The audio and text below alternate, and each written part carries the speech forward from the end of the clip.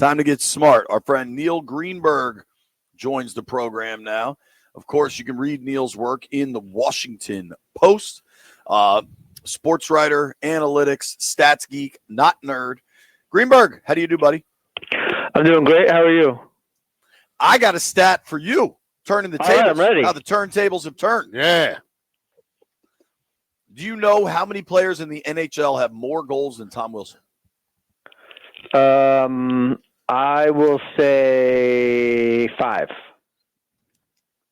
Damn. Well, you got it. And shout out. Hey, Neil, tell him, don't mess with you at your own damn game. Come at the king, you best not miss. That's right. And shout out to your Post colleague, Barry Sverluga, who just tweeted that out, which is where I acquired that information. But let's start hockey before we get to football. Caps have won 5 in a row. Willie's playing outrageous. Ovi's dishing it.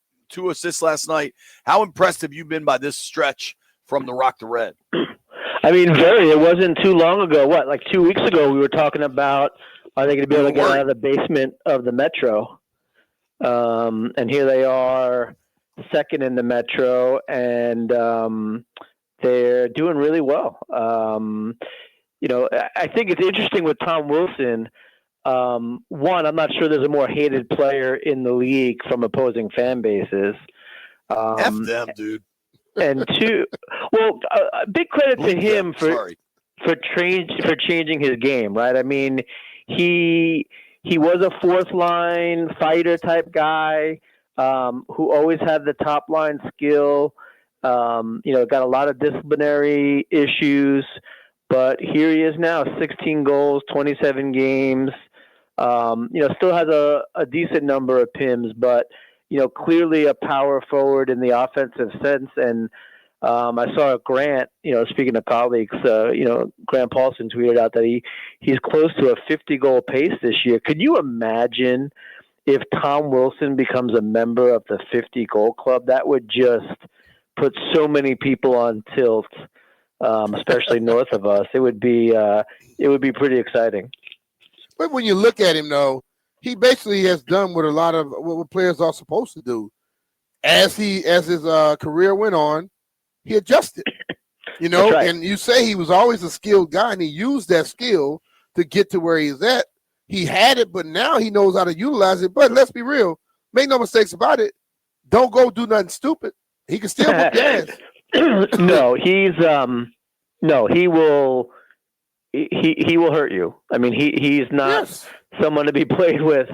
And like, that's my favorite type of player. I love, players who are really good, like skillfully, but also like tough as nails, right? Like my favorite football player aside from Brian Mitchell is Earl Campbell.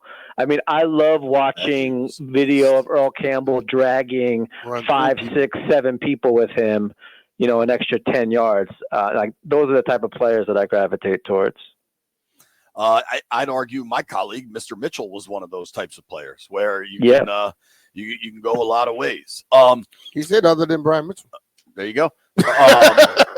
So we're feeling good about the Caps. Like, there's no hole to be poked in a 5-game win streak, right? Like, it's not like they've just been playing bad teams or any of that. Like, we're feeling good. This is where we're feeling good. I mean, their best players, their best players are playing their best hockey, and it's a long season. They're getting really good goaltending. And, again, I mean, now you're starting to see Tom Wilson and Alex Ovechkin at the top of the scoring leaderboard for the team. You got Jacob up there too. This is a team that's is going to have a lot of double-digit scorers. I mean, this is what we would expect from this team if they're healthy and playing at the high level. Is that the only thing that can mess them up? I mean, yeah. If they saw have that with depth, the football team. They have depth, right? I mean, I just mentioned they're gonna have a couple double-digit scores, but they're top heavy. I mean, I don't think there's any question that they're top heavy with Ovechkin and Wilson.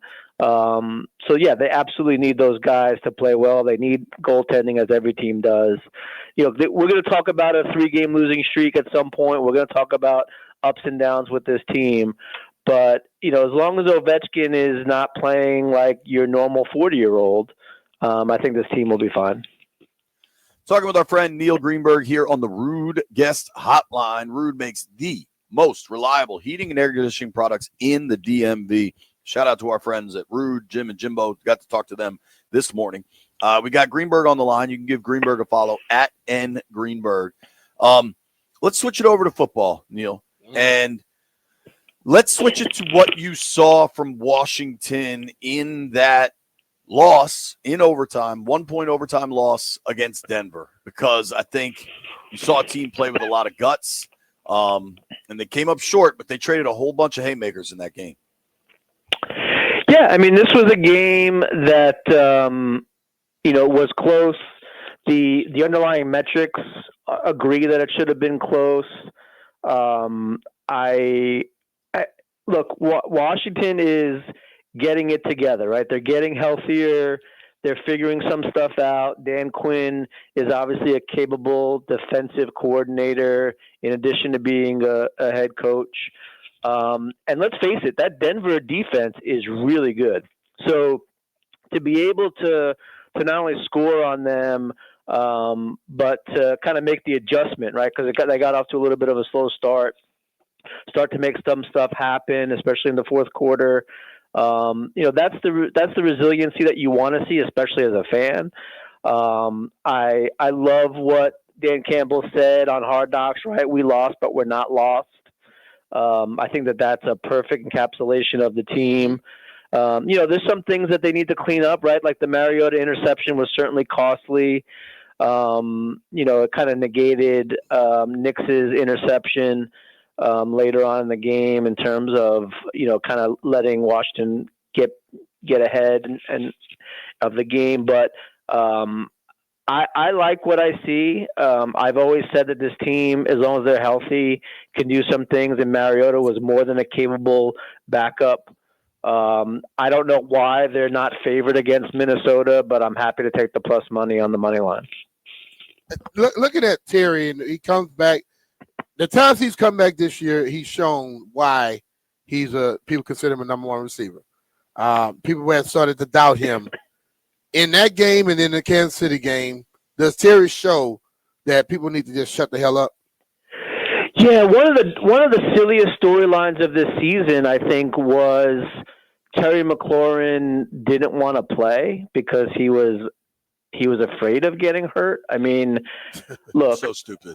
I don't look. I'm not I don't play football. I've never played football, but you want to doubt a guy that's like a 5-time 1,000-yard scorer in the league, always healthy, always playing for some teams that weren't very good. The only gripe against him was that he wanted to get paid, and he was trying to eke out as much money as he could because he read the writing on the wall in terms of his age and the landscape and all the economics of the situation. But I mean, ultimately, this guy has done nothing but produce and be quiet about it and be gracious about it, and he's not a prima donna by any stretch. And then just the way everyone turned on him. I mean, he needed to get healthy. And he's working with a new quarterback, and some other things change.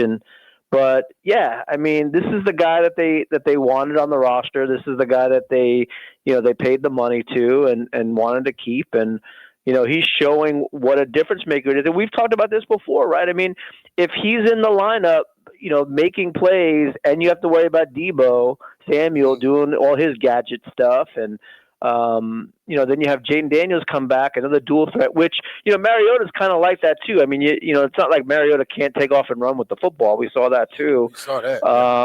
Yeah. This could be a dangerous team. And, again, this is a lost season, a lot of injuries. We have no idea. Like, there was regression this year, but the regression was health-based. I firmly believe that. Like, I don't think that it was performance-based. So, I'm almost willing to throw this whole year out and just start focusing on the future. But, yeah, I mean, you want to discount, Terry McLaurin, you do that at your peril because he's going to hurt you. Well said there. There you go. Going to Minnesota this week, what do you make of J.J. McCarthy? Just too small of a sample? You think he stinks? He stinks. Wow. I mean, Please he hasn't had elaborate. a good year. He's not a very good quarterback. All the underlying metrics point to him being like a 4-13 record quarterback over the course of the season. Minnesota's offense in general has struggled all year. They are a very underwhelming offense. The defense has played okay in spots, but they are a very underwhelming offense. I absolutely think Washington's the better team coming into this game, even with Mariota under center. I don't understand why the line flipped from Washington -1.5 to Washington +1.5. Does that give you any pause to see a line flip like that? No, because it's pretty negligible. I mean, I don't worry. I think a lot of that is Jaden Daniels news. Like maybe he'd play, maybe he wouldn't. But I'm very comfortable taking the Washington money line at plus money here. If they lose, they lose, and that's fine. But you will not find me backing Minnesota as a favorite anytime soon. Looking at McCarthy, okay, the guy was a winner at all air levels, I would say. But does it show a little bit that running game shielded him from a lot? What he had in Michigan? Yeah, I mean, look, the jump is hard. I mean, the jump from college to the pros is hard, and he's struggling to figure it out. He's got some injuries, and he's struggling to figure it out, which is fine. I mean, I'm being flippant when I say he stinks. I mean, he's not having a very good year. It's underwhelming, but like look, these quarterbacks we've learned with Daniel Jones that they need the right situation. Right, like they need the right situation, and then they can really blossom. Daniel Jones had a lot of talent. He was in a miserable situation in New York. Not to say like J.J. McCarthy needs to go someplace else, but sometimes you can have a talented quarterback in the wrong spot, and it's not going to work. So it's up to the coaches, the GM, et cetera, to kind of fix that. The Giants weren't able to do it. Daniel Jones left. And then he started playing at an MVP caliber level for the Indianapolis Colts. We've seen there's numerous examples of that, and that's why the talented quarterbacks like the high draft picks get so many bites at the apple, right? Even if they don't play well, teams are still willing to take a chance on them because one, there's probably some hubris there that they think that they can fix them, but two, you can't. Either you have the talent or you don't, right? Like you can't just make someone have talent. So I think this year I don't think J.J. McCarthy is scary. That could certainly change in the future, but right now in his situation, I just don't think that this team should be favored over anybody right now. What is that money line? It was like at plus 105 when I last saw it. You're going to be able to get plenty of boosts too over the weekend to juice that up a little bit more. I think. I'm fine with plus money. Yeah, plus money. Listen, never go broke taking a profit, right? Never. That's right. We're going to talk a little college football with our guy John Talty here in about an hour. I'm curious. Last night the rankings came out. Greenberg. What, if anything, you think is wrong? I don't necessarily think anything's wrong. I had written before about the Notre Dame Florida situation. Nothing dissuades me from that. What is your stance on Notre Dame, Miami? That Notre Dame was way more deserving than Miami, even though Miami beat Notre Dame. Like, it wasn't even close. Why? Well, they just have a better. They beat Syracuse? Well, no, they just have a better strength of schedule. They've been dominant for better stretchers. They have better losses. I just think their overall resume was better than. One of those losses game was early, wasn't it? To Miami. And Miami game was early. Yeah, but those early losses though don't matter. Like they're like, because you can recover from an early loss. You cannot recover from a late loss because this is all what have you done for me lately, right? I mean, like the college football is the same thing, right? It's just what is the win you point to for the Irish? Pitt, USC. just Miami overall just went play. to bit and beat their ass. You know, I'm not looking at solely wins and losses. I'm just saying, like, overall play has been better, and they beat USC, right? They did beat Pitt. But Miami lost to a couple of unranked teams, right? SMU. Yeah. SMU. So, I mean, that I just think head-to-head's got to matter. Otherwise, why do we play? But if you play a team, what if year? you play them the first game of the season and they beat you, and then you go on and you roll grade everybody else, and then they lose some questionable games later in the season? Does that not bother? I hear you. Yeah, let's look at it this way: the Raiders beat the Patriots in Week 1. Who's the better team? Right, like I understand that. That head-to-head doesn't really matter. Again, this is why I don't get bogged down into wins and losses, because anybody can beat anybody on a given day. But what have you looked like for the course of the season, right? Like, it should never be one game cancels out an entire sample size of a season, no matter what the result. I don't care if Miami won 100-0. Like, you still have to look at the complete body of work, and I believe that Notre Dame acquits itself much better than Miami does across a variety of metrics. I just think head-to-head should matter. I also recognize this is all television, and maybe they're not going to let Texas in, but they're going to let Notre Dame in. You know, you also thought I wouldn't get a stat question right at the start of the show, so let's be no. That was realistic. That was a trivia question. I also wonder, like, it's all about television. And yes, absolutely. Brings Notre Dame. I can get that. I just think if that's the case, Texas should be in it. They might end up in it, dude. They Who may. knows? Then again, Arch may make sure they don't. Like, Texas is done. I think it would if Bama lost and got, like, I don't know. There's some weird ways it could all shake out. But how dumb, Neil, and you can speak to this better than maybe anybody. The ACC tiebreaker formula that allows for their conference championship to be UVA versus Duke is so stupid. Duke has 5 losses. Like, the American Conference, I believe the American Conference tiebreaker formula is give us our 2 highest ranked teams if there's a tiebreaker, because we want our best shot of getting into the playoff. Well, man, Duke don't be there. The ACC, what do you make when you see that tiebreaker and how it shakes out? It absolutely needs to be changed. The goal should always be to get the best teams in the format, right? So, and we even saw that with the college football playoffs that they saw last year, how they seeded it, and they said, all right, this can't be, we need to change it. They absolutely need to revisit it. There absolutely needs to be a situation where a 5-loss team doesn't get ahead of a 2-loss team. I don't know. You need to fix it. That's just end of sentence. That's the bottom line right there. Right. Because then you can't take the conference, there's a trickle down effect, right? Because that keeps another team out, which may keep another team out. And then, you have one team that's advantaged for having to play a 5-loss team. Like, there definitely is a ripple effect in those type of decisions. Well, they may end up with no team in the playoffs. I think do they have to put somebody in from the ACC?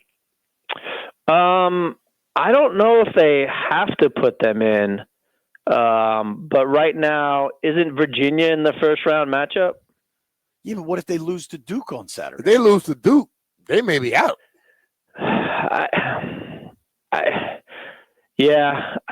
That would be. Well, I guess I'm writing something else then, because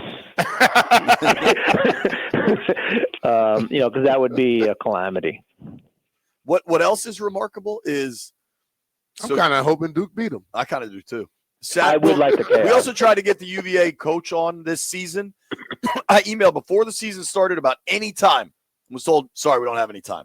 You got 4 months, dog. 4 months. Good. Okay. How about this, though? It's all about television and ratings. B, Saturday night, Duke UVA, 8 o'clock. Mm-hmm. Saturday night, Ohio State, Indiana. 8 o'clock. Ohio State, Indiana. There'll be tens of It's people gonna watching blow Duke 'em away. UVA. It'll be the three of us and like 5 other people. Right. There'll be so much sports on Saturday night. I don't even know if Duke UVA gets a third television in my house. They'll be on the Ocho. Greenberg, we got to bounce, bro. Thank you for the time as always. Love you guys. Talk to you soon.